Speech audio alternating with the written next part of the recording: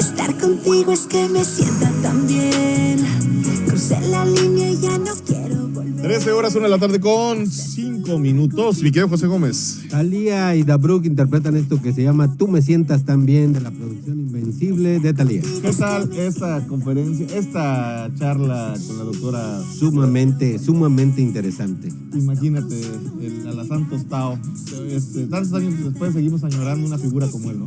Increíble cómo la gente en la actualidad dice, es que hace falta don Gonzalo. Es que hace falta don Gonzalo. En serio. Pero bueno, gracias, mi querido José Gómez. Y hace falta don Gonzalo Santos, mi querida Yolanda, esta reflexión que hacemos antes de ir a corte.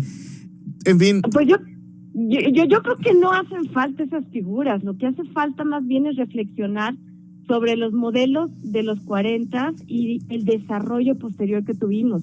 En teoría, creo que en su momento, o sea, situándolos en este México que antes teníamos, fueron hombres que hicieron cuestiones importantes normativamente hablando, de obra pública, de desarrollo. Simplemente mira el nivel de vida de los mexicanos, el promedio de vida de los mexicanos, no el nivel. Cambió drásticamente después de los 40. Nos estábamos muriendo sin llegar a los 50, 55 años. Sí. Después de los 40, que se empezaron a implementar las campañas de vacunación, que el Instituto Mexicano del Seguro Social tomó fuerza, eso nos salvó a todos los mexicanos y nos empezó a levantar nuestro nivel de vida. Ciertamente las instituciones no son ahora lo que esperábamos. Basta pasarte en el Seguro Social 2 o 3 horas esperando tu consulta. O sea, los que lo hemos hecho sabemos que no es perfecto. Pero también es cierto que si nos ponemos a revisar por otro lado, simplemente las medicinas que de manera gratuita se dan a los adultos mayores en el Seguro Social, donde cada 15 días, y te digo porque tengo familiares que lo hacen cada mes, cada 15 días, y van al Seguro Social y les entregan medicinas de 1,200, 1,300 pesos, pues es que realmente se está aportando en algo. Los que hemos sido usuarios también, por ejemplo, de las guarderías del Seguro Social, mis 2 hijos estuvieron en las guarderías del Seguro Social desde que tenían 45 días, pues entonces sí vemos que todas estas instituciones creadas más o menos por esa época, sí tuvieron una trascendencia incluso hasta ahora. Y en cuanto al estilo de gobernar, creo que en aquel momento el estar adaptando y creando las leyes para que se pudiera afrontar este México fue válido. Sin embargo, ya han pasado más de 50, 60 años y ciertamente creamos un modelo democrático en donde la crítica era permitida, en donde cualquiera podía gritarle al presidente sin el temor de decir que el derecho a la libertad de expresión estaba siendo coartado de alguna manera. Se crearon otras instituciones y se crearon incluso organismos constitucionales autónomos especializados en un tema con ciudadanos validísimos. ¿Quién de nosotros no recuerda el entonces IFE, presidido por José Woldenberg, que fue una de las instituciones que nos partió la vida institucional en el país, en donde los ciudadanos realmente tomaron fuerza? El primer, por ejemplo, Instituto Nacional de Acceso a la Información, entonces Instituto Federal, el IFAI, con figuras como Jacqueline Pechard, como María Marván, con verdaderas figuras que todavía están y que realmente crearon contrapesos que también complementaron los 3 poderes del Estado. Sí. Hemos visto también a una Suprema Corte de Justicia de la Nación pronunciarse y realmente detener actos de verdadera inconstitucionalidad, o también hemos visto iniciativas presidenciales frenadas por un poder legislativo completamente autónomo. Sí. Entonces, en estos años sí hubo un avance democrático en donde los pesos y contrapesos comenzaron a funcionar y empezábamos a crear una ciudadanía mucho más madura y mucho más participativa y responsable que aquella que simplemente en los 40 pues estaba empezando a crear el modelo. Entonces el riesgo que yo le veo ahora no es tanto el añorar figuras como Porfirio Díaz, que también hizo una obra pública impresionante. Yo creo que ha sido el mejor presidente, Santos, ¿no? Porfirio yo no lo... Mira, yo le tengo una gran debilidad por Álvaro Obregón. Me encanta el estilo de gobierno que ejerció Álvaro Obregón y la manera en donde pudo apaciguar me llama mucho la atención. Pero ahora la cuestión es ver si ya pasamos por eso y estábamos empezando a lograr un punto en donde la ciudadanía, bien que mal, estábamos participando y teníamos todos la seguridad de tener derecho a la crítica. Entonces, Ahora, volver a eso creo que es donde podemos poner los ojos bien fijos para no repetir modelos que en los 40 eran necesarios, pero que ahora en el 2019 sí son modelos que deberíamos de estar superando. Por eso creo que es importante hablar de esto, para traer la historia con nosotros y entonces sí marcar referentes de ver hacia dónde vamos de ahora en adelante. Oye, Yolanda, mira, hablamos de Cárdenas, hablamos de toda esta transición, imagínate pasar de un gran cacique como fue Saturnino Cedillo, que mandó a hacer un municipio como era Pozos. ¿Te acuerdas que él mandó a hacer un municipio? Lo hizo municipio a Pozos, ¿no? Sí. Ajá, en algún momento. Y después lo quitó, ¿no? Porque pues, se peleó el que era esposo de su hermana, algo así. Imagínate, de ese cacique como era Saturnino Cedillo, que inicia una revuelta y que bueno, llegamos a Gonzalo Santos, que los huastecos pues lo añoramos, decimos, nos sentimos orgullosos. Yo creo que los curros, o sea, los capitalinos, igual le sienten admiración por Gonzalo Santos por ser un hombre duro, bronco, de esa figura. Pero yo creo que Gonzalo Santos fue el primer mercadólogo que vendió su propia imagen, ¿no? Imagínate qué aprendería cuando estuvo de embajador en Bélgica. Tenía ahí pegadito, él llegó a conocer a Adolfo Hitler. Imagínate qué le aprendería a esa Europa de la posguerra, de la Primera Guerra Mundial, de la Gran Depresión, ver llegar al nacionalsocialismo en Alemania y verlo crecer. ¿Qué le aprendería?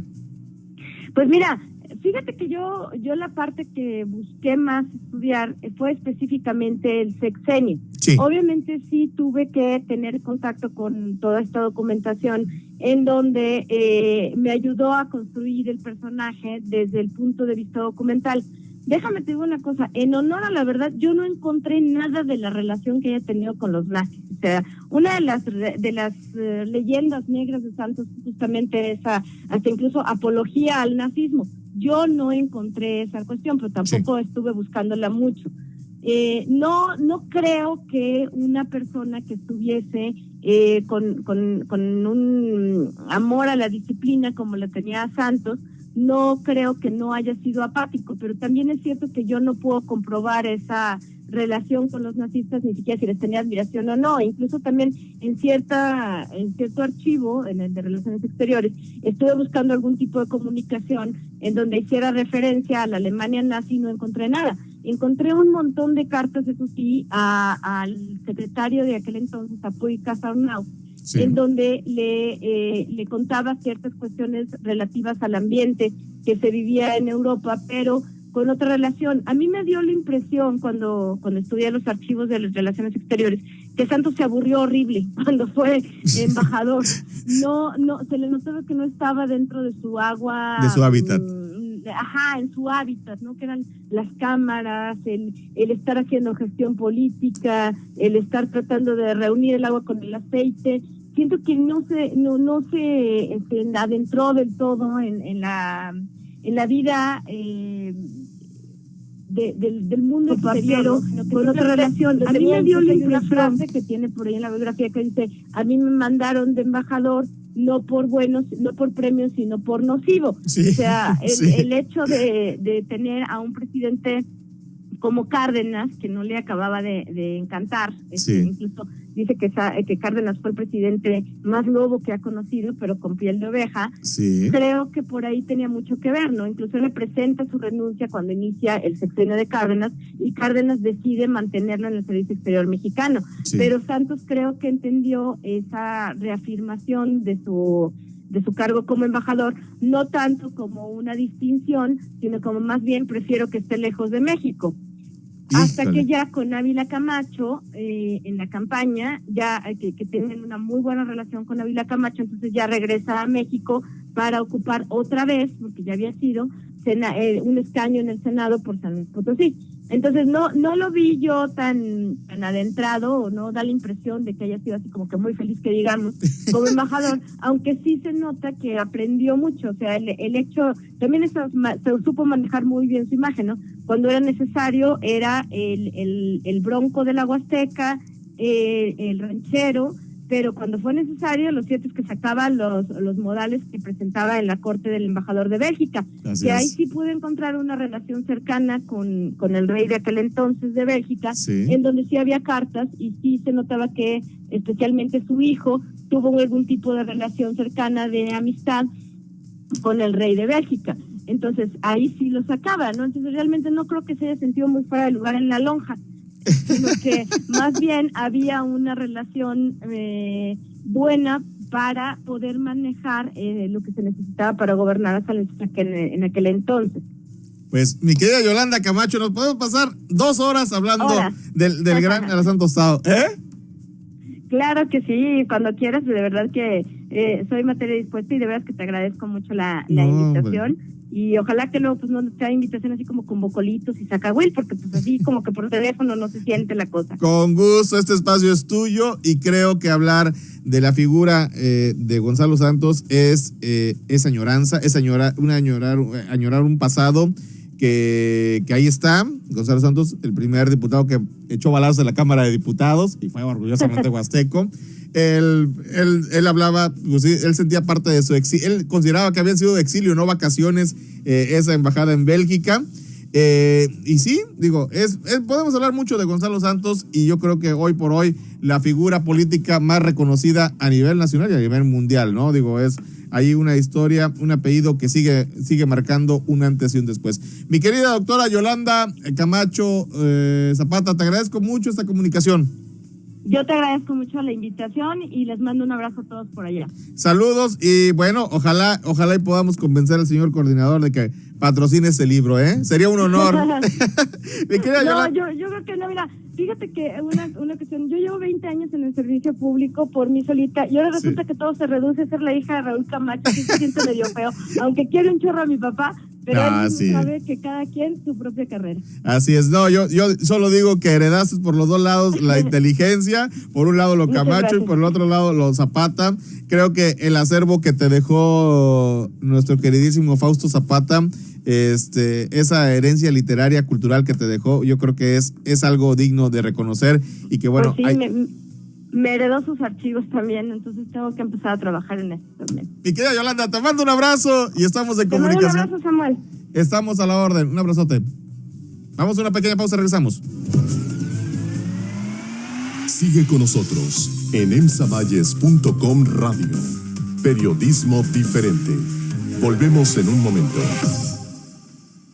Ya no tienes que andar